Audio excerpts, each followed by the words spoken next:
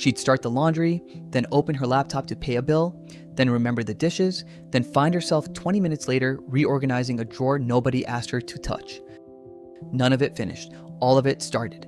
By 29, she'd built an entire identity around one sentence. "I'm just bad at adulting."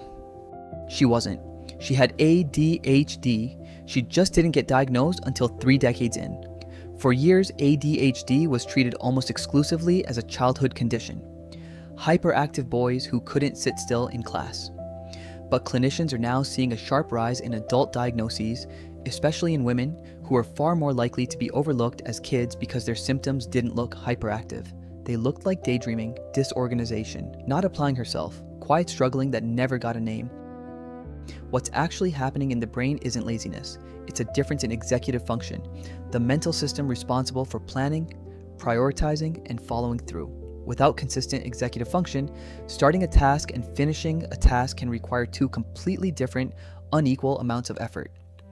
The dishes don't feel urgent until they feel like an emergency. The bill doesn't get paid until the late fee makes it impossible to ignore.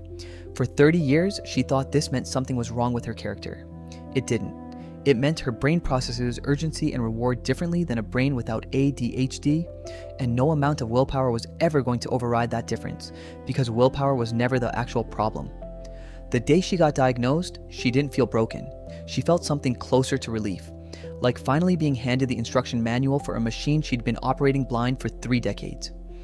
If you've spent years calling yourself lazy, unmotivated, or scattered, it might be worth asking whether that story was ever actually true.